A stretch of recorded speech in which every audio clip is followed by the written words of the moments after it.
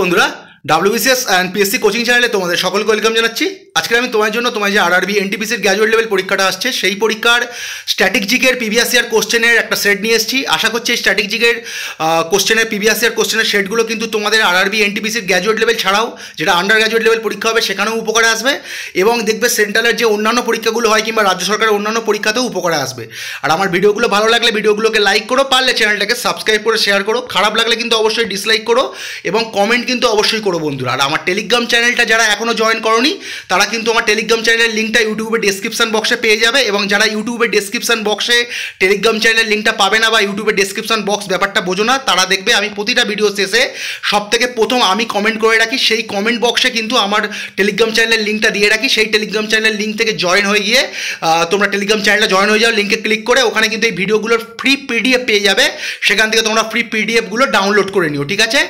আর already কিন্তু আমি NTPCর previous ইয়ারের হিস্ট্রি, জেনারেল সায়েন্স আর তোমার জিওগ্রাফির কিন্তু প্রিভিয়াস ইয়ার কোশ্চেনের সেট আপলোড করে দিয়েছি। যারা এখনও দেখোনি আমার চ্যানেলটা ভিজিট করো, WBCS অ্যান্ড PSC কোচিং এই নামে চ্যানেলটা ভিজিট করো। ভিজিট করে দেখবে প্লে লিস্টে করাই আছে, NTPCর হিস্ট্রির আলাদা প্লে লিস্ট করা আছে, প্রিভিয়াস ইয়ার কোশ্চেনের NTPCর জন্য জেনারেল সায়েন্সের আলাদা প্লে লিস্ট করা আছে, ভূগোলের আলাদা প্লে লিস্ট করা আছে, এবং আজকের স্ট্র্যাটেজিগুলো আমি আলাদা প্লে লিস্ট করে দেবো। তো চলো বন্ধুরা, আজকের ক্লাসটা শুরু করা যাক। আজকের প্রথম প্রশ্ন, নিম্নলিখিত কোন খেলোয়াড় গল্ফ খেলার সঙ্গে যুক্ত? গুরমিত সিং, HS প্রণয়, SSP চৌরাসিয়া, চেতন আনন্দ। সঠিক উত্তর হবে SSP চৌরাসিয়া। নিম্নলিখিত কোন খেলোয়াড় তাহলে গল্ফ খেলার সঙ্গে যুক্ত? SSP চৌরাসিয়া, ঠিক আছে? আর গুরমিত সিং কোন খেলার সঙ্গে যুক্ত? ফুটবল খেলার সঙ্গে যুক্ত। HS প্রণয় ব্যাডমিন্টন খেলার সঙ্গে যুক্ত। আর চেতন আনন্দ তিনিও কিন্তু একজন ব্যাডমিন্টন প্লেয়ার, ঠিক আছে? তো চলো পরের প্রশ্ন বন্ধুরা, ISS এর পুরো অর্থ কি? International space station, international space system, Indian space studies, interspace spectroscopy. সঠিক উত্তর হবে ইন্টারন্যাশনাল স্পেস স্টেশন। ISS এর পুরো অর্থ হলো ইন্টারন্যাশনাল স্পেস স্টেশন। মায়ানমারের প্রথম নির্বাচিত রাষ্ট্রপতি কে? এখানে আমরা অপশানগুলো দিইনি। মায়ানমারের প্রথম নির্বাচিত রাষ্ট্রপতি হচ্ছে হিতিন কিয়াও, যিনি কিন্তু প্রথম নির্বাচিত রাষ্ট্রপতি, যিনি যার সঙ্গে কিন্তু কোনো মিলিটারির কোনো মানে কানেকশান ছিল না। মানে মায়ানমারের রাজনৈতিক প্রেক্ষাপটটা দেখে একটু যদি পড়াশোনা করো তোমরা চাইলে দেখে নিতে পারো, তাহলে ব্যাপারটা বুঝতে পারবে। ইনিই প্রথম রাষ্ট্রপতি হিতিন কিয়াও, যার সঙ্গে কিন্তু কোনো মিলিটারি কানেকশান ছিল না, কানেকশান ছাড়াই কিন্তু উনি রাষ্ট্রপতি হয়েছিলেন। এবং মায়ানমারের রাজধানী কি? নেপিটো। কসপারের সরকারি পত্রিকার নাম কি? কসপারের সরকারি পত্রিকার নাম কি? অপশান আর দিইনি, সঠিক উত্তর হবে অ্যাডভান্স ইন স্পেস রিসার্চ। এই যে প্রশ্নটা, এই প্রশ্নটা কিন্তু সেন্টারের প্রচুর পরীক্ষায় রিপিট হয়, তোমরা খুব ভালো করে কিন্তু মুখস্থ রাখবে। আর এই সম্বন্ধে আমি কিছু নোট দিয়ে দিচ্ছি। কসপারের ফুল ফর্ম কি? Committee on space research. Committee on space research. অনেক সময় কিন্তু তোমাদের দিয়ে দেবে পরীক্ষায় কসপারের ফুল ফর্ম কি, চারটা অর্গানাইজেশনের নাম দেবে, সঠিক উত্তরটা তোমাদের নির্বাচন করতে হবে। সঠিক উত্তর হবে কমিটি অন স্পেস রিসার্চ। আর তাদের যে জার্নালটা প্রকাশিত হয় বা তাদের যে সরকারি জার্নাল, সেটার নাম হচ্ছে অ্যাডভান্স ইন স্পেস রিসার্চ। ভালো করে মুখস্থ করো। এই কসপারের এই কমিটি অন স্পেস রিসার্চ বা কসপারের প্রতিষ্ঠা কত সালে হয়েছিল? 3রা অক্টোবর 1958। 1958 সালের 3রা অক্টোবর কিন্তু এটা প্রতিষ্ঠা হয়। সদর দপ্তর কোথায়? এর হেডকোয়ার্টার কোথায়? এই কসপারের হেডকোয়ার্টার হচ্ছে প্যারিস, ফ্রান্সে। ফ্রান্সের প্যারিসে অবস্থিত। এর বর্তমান যে সভাপতি তার নাম হচ্ছে পাস্কেল এহেরন ফ্রেউন্ড। প্রোনাউন্সিয়েশন কিন্তু একটু গন্ডগোল হতে পারে, বানানটা তোমরা জাস্ট মনে রেখো, আমি সঠিক বানানটাই দিয়ে দিয়েছি, পাস্কেল এহেরন ফ্রেউন্ড। আর এই যে কমিটি অন স্পেস রিসার্চ এর প্রথম সভাপতি কে ছিল? হিল্ডগার্ড গার্ট্রুড ক্রপ কার্লম্যান, ঠিক আছে? এইটা অতটাও ইম্পর্টেন্ট নয়, কিন্তু এর বর্তমান সভাপতি মানে এই অবধি এই যে কোশ্চেনগুলো দেখছো প্রতি কটাই কিন্তু ইম্পর্টেন্ট। কসপারের সরকারি পত্রিকা বা জার্নালের নাম কি? Advance in space research. কসপারের full form committee on space research. প্রতিষ্ঠা 3রা অক্টোবর 1958। সদর দপ্তর প্যারিস, ফ্রান্স। সভাপতি হচ্ছে পাস্কেল এহেরন ফ্রেউন্ড, মানে প্রেজেন্ট প্রেসিডেন্ট আর কি। আর ফার্স্ট প্রেসিডেন্ট কে ছিল? হিল্ডগার্ড গার্ট্রুড ক্রপ কার্লম্যান। পারলে এটাও মুখস্থ করে রাখতে পারো। ইয়ারওয়াদা জেল কোথায় অবস্থিত? মুম্বাই, পুনে, গোয়া, নাগপুর। সঠিক উত্তর হবে পুনে, যেটা মহারাষ্ট্রতে অবস্থিত। ইয়ারওয়াদা জেল কিন্তু কোথায় অবস্থিত? পুনেতে অবস্থিত। 1987 সালে মন্ট্রিয়াল সম্মেলনে কোন সিদ্ধান্ত নেওয়া হয়েছিল? উন্নত দেশগুলি 2000 সালের মধ্যে সম্পূর্ণ সিএফসি উৎপাদন নিষিদ্ধ করবে। উন্নত দেশগুলি 2005 সালের মধ্যে সম্পূর্ণ সিএফসি উৎপাদন নিষিদ্ধ করবে। উন্নত দেশগুলি 2010 সালের মধ্যে সম্পূর্ণ সিএফসি উৎপাদন নিষিদ্ধ করবে। উন্নত দেশগুলি 2020 সালের মধ্যে সম্পূর্ণ সিএফসি উৎপাদন নিষিদ্ধ করবে। সঠিক উত্তর হবে উন্নত দেশগুলো 2000 সালের মধ্যে সম্পূর্ণ সিএফসি উৎপাদন নিষিদ্ধ করবে। ঠিক আছে, এটাই কিন্তু মন্ট্রিয়াল সম্মেলনের সিদ্ধান্ত নেওয়া হয়েছিল। সিএফসি মানে ক্লোরোফ্লুরোকার্বন, খুবই একটা খতরনাক গ্যাস। এবং এই সম্বন্ধে অনেক সময় কিন্তু প্রশ্ন ঘুরিয়েও দিতে পারে যে মন্ট্রিয়াল সম্মেলন 1987 সালে হয়েছিল, এটা কী সংক্রান্ত দিল। ধরো দেখছো ওখানে একটা অপশান আছে ওজোন স্তর প্রোটেক্ট করার সংক্রান্ত আর কি। ওজোন স্তরটাকে প্রোটেক্ট করতে হবে যাতে ইউভিলাই মানে যে ক্ষতিকারক যে অতিবেগুনি রশ্মিগুলো আমাদের জানো কী পরিমাণ ক্ষতি করছে ওজোন স্তর ছিদ্র হয়ে যাওয়ার ফলে, সেটা বর্তমানে কিন্তু অনেকটা আবার রিপেয়ার হয়েছে, আমি পড়ে দেখলাম। মানুষ একটু মানে যে মানে সমগ্র দেশ আর কি ইনিশিয়েটিভ নেওয়ার ফলে এটা কিন্তু অনেকটাই ভালো জায়গায় আছে। তা অপশানে যদি এইরকমভাবে না থেকে যদি দেখো যে এইটা কিন্তু মাঝে মাঝে বন্ধুরা করতে হয়, না হলে কথা বলতে বলতে সফটওয়্যারটা হ্যাং হয়ে যাবে, আমাকে আবার প্রথম থেকে ভিডিওটা করতে হবে। আর যাই হোক, এই যে যদি কখনো প্রশ্ন দেখো যে 1927 সালে মন্ট্রিয়াল সম্মেলন হয়েছিল, এটা কি সংক্রান্ত, ধরো বিভিন্ন রকম দিল, পরিবেশ সংক্রান্ত 4টে অপশান দিয়ে দিল, সেখানে দেখলে ওজোন স্তর প্রোটেক্ট করা সম্বন্ধ মানে ওজোন স্তরকে প্রোটেক্ট করছে এই সংক্রান্ত, তখন ওটা সঠিক উত্তর হবে। ঠিক আছে, সিএফসি মানে ক্লোরোফ্লুরোকার্বন। জানো মন্ট্রিয়ালটা কোথায় অবস্থিত? কানাডাতে অবস্থিত। আর এই যে সম্মেলনটা কবে হয়েছিল? 1987 সালের 16ই সেপ্টেম্বর কিন্তু এই সম্মেলনটা হয়েছিল। খুব গুরুত্বপূর্ণ একটা প্রশ্ন, ভালো করে মনে রেখো, সেন্ট্রালের পরীক্ষাতে কিন্তু এই প্রশ্নগুলো খুবই গুরুত্বপূর্ণ। পরপর যে দুটো প্রশ্ন দেখলে, নিম্নলিখিত কোন প্রাসাদ অম্বা ভিলা নামে পরিচিত? মহীশূর প্রাসাদ, লেহ প্রাসাদ, মাত্তাঞ্চেরি প্রাসাদ, হাম্পি। সঠিক উত্তর হবে মহীশূর প্রাসাদ, যেটা ওয়েদার রাজবংশের আর কি দ্বারা প্রতিষ্ঠিত এবং ওয়েদার রাজবংশের সঙ্গে যুক্ত। এটাই এই মহীশূর প্রাসাদ কিন্তু অম্বা ভিলা নামে পরিচিত, মানে ভারতে যতগুলো বিগেস্ট প্যালেস আছে তার ভিতরে একটা অন্যতম। চাঁদে মানুষকে অবতরণ করার জন্য প্রথম কৃত্রিম উপগ্রহ অ্যাপোলো 11 কোন সালে প্রক্ষেপণ করা হয়েছিল? 1975, 1968, 1969, 1958। সঠিক উত্তর হবে 1969 সালের 16ই জুলাই। চাঁদে মানুষকে অবতরণ করার জন্য প্রথম কৃত্রিম উপগ্রহ অ্যাপোলো 11 কোন সালে প্রক্ষেপণ করা হয়েছিল? 1969 সালের 16ই জুলাই। যেটা করে কারা গেছিল? Neil Armstrong, Michael Collins, Buzz Aldrin. যেটা 16ই জুলাই কিন্তু স্টার্ট করেছিল যাত্রাটা, এবং 20 জুলাই কিন্তু চন্দ্রপৃষ্ঠে অবতরণ করে। এবং প্রথম ব্যক্তি যিনি চাঁদে পা রেখেছিলেন সকলেই জানো, নীল আর্মস্ট্রং, কিন্তু দ্বিতীয় ব্যক্তিকে বাজ অলড্রিন। এটা কিন্তু অনেক সময় আসে, মাইকেল কলিন্স কিন্তু হবে না। নীল আর্মস্ট্রং কিন্তু প্রথমে পা রেখেছিলেন, তার যত সম্ভব 20 মিনিট পর কিন্তু বাজ অলড্রিন কিন্তু চাঁদে অবতরণ, চাঁদের চন্দ্রপৃষ্ঠে পা রাখে। মানে যদি আসে যে দ্বিতীয় ব্যক্তিকে যিনি চাঁদে পা রেখেছিলেন তখন হবে বাজ অলড্রিন। চলো পরের প্রশ্ন, 2023 সরস্বতী সম্মান কে পেয়েছে? মানে এটা আর কি 15-16 এগেনস্টে প্রশ্নটা আমি সেটটা এনেছি, ওই এগেনস্টে দেওয়া ছিল, আমি কিন্তু বর্তমান এগেনস্টে এটাকে কনভার্ট করে নিয়েছি। 2023 এগেনস্টে আমি দিয়েছি। 2023-এর মানে লাস্ট সরস্বতী সম্মান 2023 সালেই দেওয়া হয়েছে, এরপরে এখনও দেওয়া হয়নি। 2023 সালের সরস্বতী সম্মান বা সরস্বতী অ্যাওয়ার্ড কে পেয়েছে? প্রভা বর্মা, যিনি কেরালার একজন বাসিন্দা। কিসের জন্য পেয়েছে? মানে এটা তোমার জানো অনেকেই, এগুলো অনেক সময় আসে জানো যে বিভিন্ন রকম অ্যাওয়ার্ড দেওয়া হয়, যেমন জ্ঞানপীঠ, সরস্বতী সম্মান, যেমন ধরো ধ্যান খেলরত্ন, বিভিন্ন রকম অ্যাওয়ার্ড দিয়ে জিজ্ঞেস করা হয় না যে এই অ্যাওয়ার্ডটা তোমার কোন ক্ষেত্রে অবদানের জন্য দেওয়া হয়। সরস্বতী সম্মান কিন্তু আমাদের সাহিত্যের অবদানের জন্য দেওয়া হয়। ঠিক আছে, সরস্বতী সম্মানটা সাহিত্যের অবদানের জন্য দেওয়া হয়। এটা হচ্ছে উনি প্রভা বর্মা কিন্তু কেরালার বাসিন্দা, 2023 সালে পেয়েছেন, বা সর্বশেষ সরস্বতী প্রাপক, সম্মান প্রাপক। আর তিনি কিসের জন্য পেয়েছিলেন? এটা এক ধরনের মানে মালায়ালম ভাষায় রচিত এক ধরনের ধরো একটা গ্রন্থ, যেটার নাম হচ্ছে রৌদ্র সাধভিকম। এটা আসবে না, জাস্ট লিখে দিয়েছি আমি রৌদ্র সাধভিকম, কিন্তু আসতে পারে যে কোন ভাষায় লেখার জন্য পেয়েছেন? মালায়ালম ভাষায় লেখা, এটা কিন্তু মালায়ালম ভাষায় লেখার জন্য পেয়েছেন, মানে ওই জন্য মালায়ালম কবি বলতে পারো। আচ্ছা, এই সরস্বতী সম্মানের মোস্ট ইম্পর্টেন্ট যে প্রশ্ন, প্রথম প্রাপক কে ছিলেন? হরিবংশ রায় বচ্চন, মানে আমাদের যে ভারতবর্ষের যে সবথেকে জনপ্রিয় অভিনেতা অমিতাভ বচ্চন, তার ওনার পিতা কিন্তু হরিবংশ রায় বচ্চন। উনি কিন্তু এই সরস্বতী সম্মানের প্রথম প্রাপক। উনি কিন্তু একজন প্রখ্যাত কবি ছিলেন। আমাদের সদ্য যে অমিতাভ বচ্চন সবাই জানো তোমরা, বাচ্চা থেকে বড় সবাই, বুড়ো সবাই যার ভক্ত। ওনার পিতার নাম হচ্ছে হরিবংশ রায় বচ্চন। তিনি কিন্তু প্রখ্যাত কবি, সাহিত্যিক, প্রখ্যাত কবিই বলতে পারো। আর উনি কিন্তু প্রথম সরস্বতী সম্মান প্রাপক। 1991 সালে কিন্তু উনি প্রথম সরস্বতী সম্মান পান। আর যদি আসে কখনো প্রশ্নে, এটা কিন্তু রাজ্য সরকারি পরীক্ষাতে আসা আসার চান্স আছে বেশি, যে প্রথম বাঙালি হিসাবে সরস্বতী সম্মান কে পেয়েছেন? শঙ্খ ঘোষ। প্রথম বাঙালি হিসাবে সরস্বতী সম্মান পেয়েছেন শঙ্খ ঘোষ। কত সালে? 1998 সালে। তাহলে প্রথম বাঙালি প্রাপক হচ্ছে শঙ্খ ঘোষ, প্রথম প্রাপক হচ্ছে হরিবংশ রায় বচ্চন, আর সর্বশেষ প্রাপক হচ্ছে প্রভা বর্মা। চলো পরের প্রশ্ন, ভারতে প্রথমবারের মতো কবে ASLV এর ব্যবহার করা হয়? ASLV এর ব্যবহার হয় 1980, 1987, 1994, 2000। সঠিক উত্তর হচ্ছে 1987 সালের 24শে মার্চ। ঠিক আছে, প্রথম 1987 সালের 24শে মার্চ কিন্তু এই ASLV এর ব্যবহার করা হয়। ঠিক আছে, আর এই যে ASLV এর ফুল ফর্ম কি? Augmented satellite launch ভিকেল। Augmented satellite launch ভিকেল মানে এটা এক ধরনের, এই যে দেখছো ASLV, এটা হচ্ছে SLV এর ফুল ফর্ম হচ্ছে স্যাটেলাইট লঞ্চ ভিকেল, মানে যেটাতে করে ধরো কৃত্রিম উপগ্রহ প্রেরণ করা হচ্ছে, মানে যে ফ্যাসিলিটিটা ভারতবর্ষের আগে ছিল না, মানে অন্য দেশের লঞ্চ ভিকেল দিয়ে পাঠাতে হতো। এটা একটু নোটটা দেখলেই বুঝতে পারবে, তোমরাও আশা করি জানো। PSLV এর ফুল ফর্ম কি? Polar satellite launch ভিকেল। Polar satellite launch ভিকেল প্রথম কবে ব্যবহার করা হয়েছিল? 20শে সেপ্টেম্বর 1993 সালে। আর ASLV প্রথম ব্যবহার করা হয় 1987 সালের 24শে মার্চ।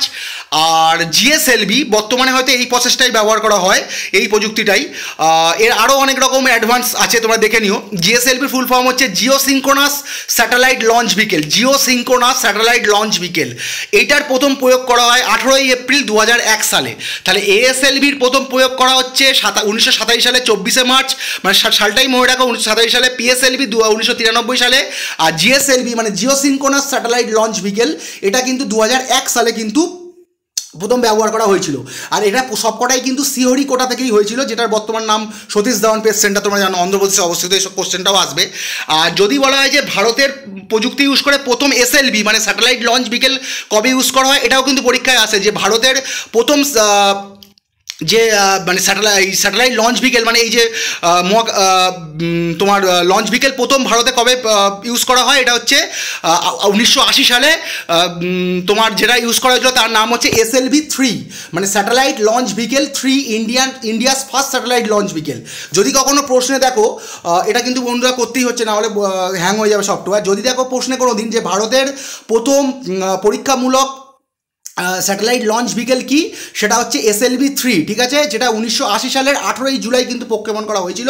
এবং সেটাতে করে কি কৃত্রিম উপগ্রহ প্রেরণ করা হয়েছিল? রোহিণী স্যাটেলাইট। এটাও কিন্তু আসে যে ভারতীয় স্যাটেলাইট লঞ্চ ভিকেল ইউজ করে কোন স্যাটেলাইট পাঠানো হয়েছিল? রোহিণী স্যাটেলাইট। ঠিক আছে, রোহিণী কৃত্রিম উপগ্রহ RS-1, রোহিণী স্যাটেলাইট 1। আর ভারতের প্রথম কৃত্রিম উপগ্রহ কি? ভারতীয় প্রযুক্তি তৈরি প্রথম কৃত্রিম উপগ্রহ কিন্তু আর্যভট্ট। এটার সঙ্গে রোহিণীটা গোলালে হবে না। ভারতের প্রথম যে আর্টিফিশিয়াল স্যাটেলাইট সেটা কিন্তু হচ্ছে আর্যভট্ট। সেটা কিন্তু 1975 সালের 19শে এপ্রিল প্রেরণ করা হয়েছিল। কিন্তু এইটা কিন্তু আমাদের ভারতবর্ষে তৈরি হয়েছিল, কিন্তু এটা ভারতবর্ষের লঞ্চ ভিকেল ইউজ করে কিন্তু প্রেরণ করা হয়নি। এটা কিন্তু রাশিয়ার মানে তৎকালীন সোভিয়েত ইউনিয়ন, যেটার বর্তমান নাম হচ্ছে রাশিয়া, তার কিন্তু লঞ্চ ভিকেল ইউজ করে প্রেরণ করা হয়েছিল, যেটার নাম ছিল কসমোস 3M। ঠিক আছে, এটাও কিন্তু আসতে পারে। ভারতের প্রথম কৃত্রিম উপগ্রহ হলো আর্যভট্ট, যেটা 1975 সালে প্রেরণ করা হয়েছিল। কোন দেশের লঞ্চ ভিকেল ইউজ করে? সোভিয়েত ইউনিয়ন, বর্তমান নাম রাশিয়া। যেটাই অপশানে থাকবে, রাশিয়া থাকলে রাশিয়া দেবে, সোভিয়েত ইউনিয়ন থাকলে সোভিয়েত ইউনিয়ন দেবে। কি ভিকেল ইউজ করা হয়েছিল? Cosmos 3M। ঠিক আছে, আর উৎক্ষেপণ স্থল মানে কোথা থেকে উৎক্ষেপণ করা হয়েছিল? যেমন এইগুলো যেগুলো উৎক্ষেপণ করা হয়েছে শ্রীহরিকোটা থেকে, এইটা উৎক্ষেপণ করা হয়েছিল কাপুস্টিন ইয়ার। এটা হচ্ছে রাশিয়ায় অবস্থিত বা তৎকালীন সোভিয়েত ইউনিয়ন, বর্তমানে রাশিয়ার একটা সামরিক অঞ্চল। ঠিক আছে, এটা একটা রাশিয়ার সামরিক অঞ্চল, যেটার নাম হচ্ছে কাপুস্টিন ইয়ার। ঠিক আছে, তৎকালীন সোভিয়েত ইউনিয়ন, বর্তমান রাশিয়া। তাহলে ভালো করে বলে দিলাম, মুখস্থ করে নিও। যদি এটা কিন্তু ভালো করে মুখস্থ করো যে প্রথম কৃত্রিম উপগ্রহ ভারতের কি, সেটা কিন্তু আর্যভট্ট। আর প্রথম লঞ্চ ভিকেল ইউজ করে যে কৃত্রিম উপগ্রহ পাঠানো হয়েছে সেটা হচ্ছে রোহিণী স্যাটেলাইট। ঠিক আছে, রোহিণীটা বাংলায় লিখিনি, তোমরা একটু পড়ে নিও, ওটা বাংলাটা লেখা হয়নি। রোহিণী স্যাটেলাইট, যেটা SLV 3 ইউজ করে মানে স্যাটেলাইট লঞ্চ ভিকেল 3 ইউজ করে 1980 সালের 18 জুলাই প্রেরণ করা হয়েছিল। আর আর্যভট্ট প্রথম কৃত্রিম উপগ্রহ, যেটা কিন্তু আমাদের কোনো লঞ্চ ভিকেল ইউজ করা হয়নি ওতে, তখন এই প্রযুক্তি আমাদের ছিল না। এটা আমাদের সোভিয়েত ইউনিয়ন বা রাশিয়ার কসমোস 3M ইউজ করে পাঠানো হয়েছিল, যার উৎক্ষেপণ স্থল ছিল কাপুস্টিনিয়ার রাশিয়া। আর এই বাকি ASLV, PSLV, GSLV বা প্রথম যে SLV দেখছো SLV-3 যেটা আমাদের প্রেরণ করা হয়েছিল, সেটার উৎক্ষেপণ স্থল ছিল শ্রীহরিকোটা, যেটা অন্ধ্রপ্রদেশে অবস্থিত, সতীশ ধাওয়ান স্পেস সেন্টার যেটা। থমাস কাপ কোন খেলার সঙ্গে যুক্ত? Hockey, badminton, football, cricket. সঠিক উত্তর হচ্ছে ব্যাডমিন্টন। আর এই থমাস কাপ আর উবের কাপ সম্বন্ধে আমি বহুবার পড়িয়েছি মিসলেনিয়াসের সময়, ক্লার্কশিপের সময়, তবু আজকের আমি যথেষ্ট নোট দিয়ে দিয়েছি। যদি আসে থমাস কাপ, সেটা হচ্ছে বিশ্ব পুরুষ দলীয় ব্যাডমিন্টন চ্যাম্পিয়নশিপ। এইটার সর্বাধিক শিরোপা মানে সব থেকে বেশিবার থমাস কাপ জিতেছে ইন্দোনেশিয়া, 14 বার। মোস্ট রিসেন্ট যে থমাস কাপটা হয়েছে 2024 সালে, সেটাতে চ্যাম্পিয়ন হয়েছে চীন, 11। আর চীন এখনও পর্যন্ত 11 বার জিতেছে থমাস কাপ। আর ভারত কিন্তু একবার থমাস কাপ পেয়েছে 2022 সালে, ভারত কিন্তু চ্যাম্পিয়ন হয়েছিল। এটাও কিন্তু আসতে পারে যে ভারত কত সালে থমাস কাপ চ্যাম্পিয়ন হয়, সঠিক উত্তর হবে 2022 সালে। তাহলে এখান থেকে কী প্রশ্ন আসতে পারে? থমাস কাপ কোন খেলার সঙ্গে যুক্ত? ব্যাডমিন্টন। থমাস কাপ কী ধরনের প্রতিযোগিতা? এরমভাবে দেবে, মেসলিনাসে কোশ্চেন এসেছিল, ক্লার্কশিপে এসেছিল যে থমাস কাপ কোন খেলার সঙ্গে যুক্ত, দিল যে পুরুষ ব্যাডমিন্টন, নারী ব্যাডমিন্টন, পুরুষ লন টেনিস, নারী লন টেনিস। সঠিক উত্তর হবে পুরুষ দলীয় ব্যাডমিন্টন প্রতিযোগিতা। সর্বাধিক শিরোপা কার? ইন্দোনেশিয়া 14 বার পেয়েছে, বর্তমান চ্যাম্পিয়ন চীন 11 বার, আর ভারত চ্যাম্পিয়ন হয়েছে 2022 সালে। এটাও কিন্তু আসতে পারে। আর উবের কাপটা হচ্ছে এই থমাস কাপ, উবের কাপ, এটা একসঙ্গেই মুখস্থ রাখবে। উবের কাপটা হচ্ছে, এটা যেরকম বিশ্ব পুরুষ দলীয় ব্যাডমিন্টন চ্যাম্পিয়নশিপ, এটা হচ্ছে বিশ্ব মহিলা দলীয় ব্যাডমিন্টন চ্যাম্পিয়নশিপ, যেটা সর্বাধিক জিতেছে চীন 16 বার। মানে চীন কিন্তু সর্বাধিক এই উবের কাপ জিতেছে। আর লাস্ট যেটা 2024 সালে হয়েছে, সেটাতেও কিন্তু চীনই জিতেছে। ঠিক আছে, ভালো করে মুখস্থ করে নিও। সেরা অভিনেতার জন্য 96তম একাডেমি পুরস্কার কে পেলেন? মানে এটা আমি তখনকার এগেনস্টে আর দিইনি, মানে ওই সময় 88তম, 8 বছর আগের যে প্রশ্নটা দিইনি, এখনকারটাই দিয়েছি। এবছর যে একাডেমি পুরস্কার বা অস্কার, যেটাকে অস্কার বলে, ওটাই একাডেমি পুরস্কার। সিলিয়ান মার্ফি, ওপেনহাইমার তো অনেকেই দেখেছো, আশা করি যারা দেখোনি এখনও তারা দেখে নিও, খুবই ভালো একটা সিনেমা। সেরা অভিনেতার জন্য 96তম একাডেমি পুরস্কার পেলেন সিলিয়ান মার্ফি, মানে সেরা অভিনেতা হয়েছেন সিলিয়ান মার্ফি। সেরা অভিনেত্রীর জন্য অস্কার পেয়েছেন এমা স্টোন।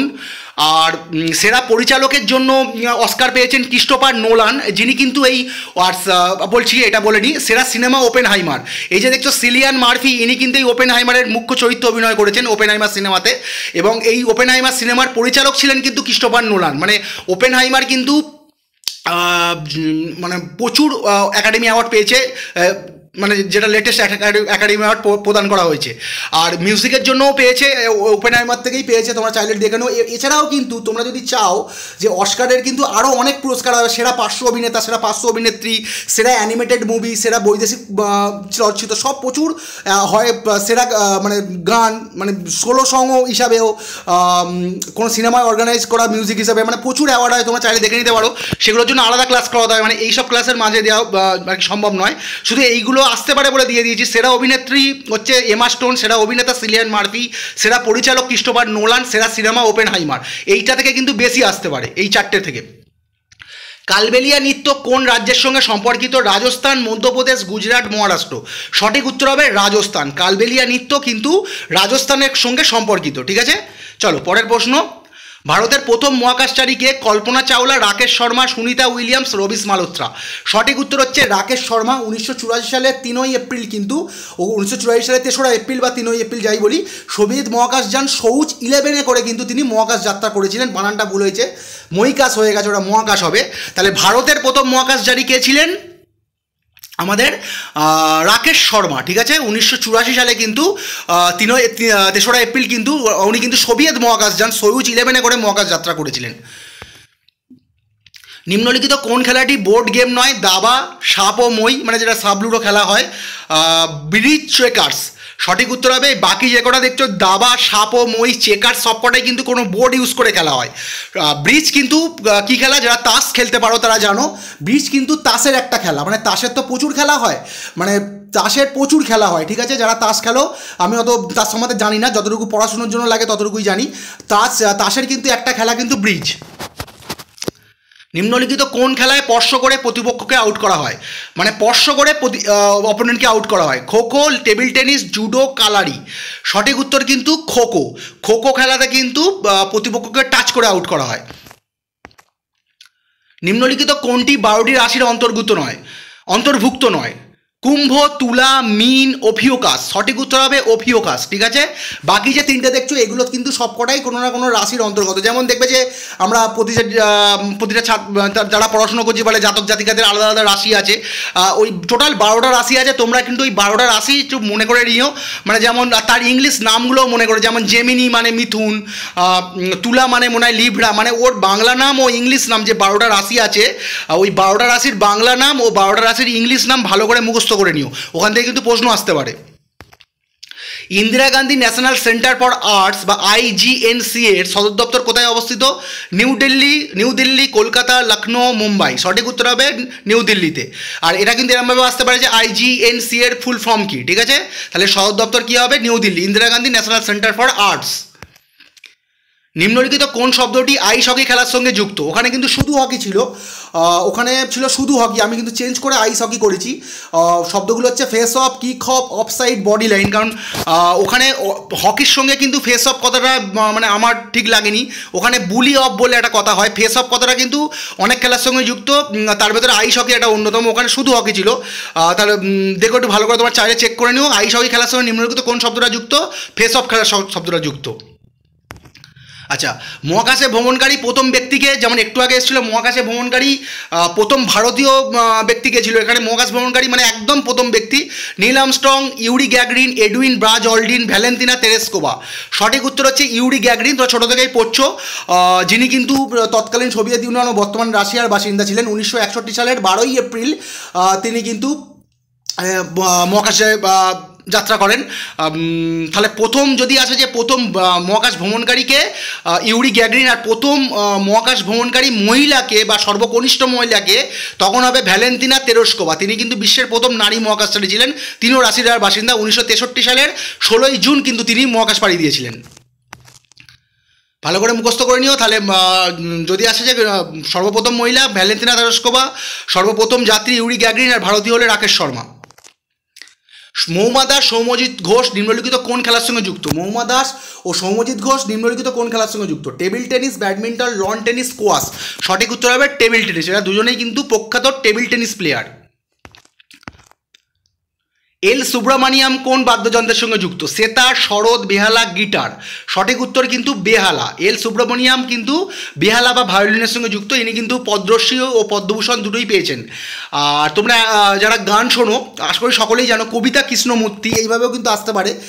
কবিতা কৃষ্ণমূর্তির হাজব্যান্ড কিন্তু হচ্ছে এল সুব্রমণিয়াম। কবিতা কৃষ্ণমূর্তি প্রখ্যাত একজন গায়িকা, বলিউডে ছাড়াও কিন্তু আঞ্চলিক মানে সারা ভারতব্যাপী বলতে পারো বিভিন্ন ভাষায় গান, উনি একজন প্রখ্যাত গায়িকা। তাহলে এল সুব্রমণিয়াম কিন্তু কবিতা কৃষ্ণমূর্তির হাজব্যান্ড। এটা কিন্তু অনেক সময় আসে যে কবিতা কৃষ্ণমূর্তির নিম্নের কে 4 জন নাম দিয়ে দিল বিশিষ্ট ব্যক্তির, কবিতা কৃষ্ণমূর্তির হাজব্যান্ড, বা এল সুব্রমণিয়ামের ওয়াইফকে, এইভাবেও আসতে পারে। তাহলে এল সুব্রমণিয়ামের ওয়াইফ কিন্তু কবিতা কৃষ্ণমূর্তি। আমার দেওয়া উচিত ছিল, ওটা আমি দেবো বলেও ভুলে গেছি আর কি। মহাকাশে বিয়ে করা প্রথম ব্যক্তি কে ছিলেন? মানে কোন ব্যক্তি মহাকাশে বিয়ে করেছিলেন? Yuri Denver, Yuri Johnson, Yuri Malchenko, David Malenchenko. সঠিক উত্তর হবে ইউরি ম্যালেনচেঙ্কো, কিন্তু মানে থার্ড অপশান যেটা, ইনি কিন্তু ইউক্রেনের বাসিন্দা। ইনি কিন্তু প্রথম মহাকাশে বিয়ে করেছিলেন, ঠিক আছে? মানে উনি মহাকাশে ছিলেন, ওনার পার্টনার কিন্তু পৃথিবীতেই ছিলেন। তোমরা চাইলে দেখে নিও ভালো করে, এই নামটা মুখস্থ করে, এটা কিন্তু সেন্টারে প্রচুর পরীক্ষায় আসে। ইউরি ম্যালেনচেঙ্কো, তিনি মহাকাশে বিয়ে করা প্রথম ব্যক্তি ছিলেন। সতীশ ধাওয়ান স্পেস সেন্টার কোথায় অবস্থিত? উত্তরপ্রদেশ, মধ্যপ্রদেশ, অন্ধ্রপ্রদেশ, তামিলনাড়ু। সঠিক উত্তর হবে অন্ধ্রপ্রদেশ। একটু আগে তোমার সিওরি কোটা সম্বন্ধে বলছিলাম, তারই পরিবর্তন নাম সতীশ ধাওয়ান স্পেস সেন্টার। ভারতের বর্তমান বাণিজ্য ও শিল্পমন্ত্রীকে? পীযূষ গোয়েল কিন্তু, বা তোমার একটু বানানটা দেখে নেবো, পীযূষ গোয়াল বা গোয়েল ওইভাবে মানে বিভিন্নভাবে দেওয়া থাকে। যাই হোক, পীযূষ গোয়েল বা পীযূষ গোয়াল কিন্তু বর্তমানে ভারতের বাণিজ্য ও শিল্পমন্ত্রী। তো চলো বন্ধুরা, আজকের এই পর্যন্ত। খুব তাড়াতাড়ি কিন্তু আমি এনটিপিসির অন্য সেট নিয়ে হাজির হচ্ছি। এছাড়াও WBCS এর PYQ এবং আমাদের যে ওয়েস্ট বেঙ্গল পুলিশের কনস্টেবল SI, কলকাতা পুলিশের কনস্টেবল SI নিয়েও আমি হাজির হব। এবং খুব ইচ্ছা আছে, আমি কালকে যেহেতু নিউ ইয়ারের প্রথম নিউ ইয়ার, আমি চেষ্টা করবো প্রথম দিনই একটা ক্লাস আনান। আর আজকের যেহেতু বছরের শেষ দিন, আশা করি তোমাদের বছরটা খুব ভালো কেটেছে, আজকের দিনটাও তোমরা ভালো করে কাটাও। তো চলো বন্ধুরা, good day and good night.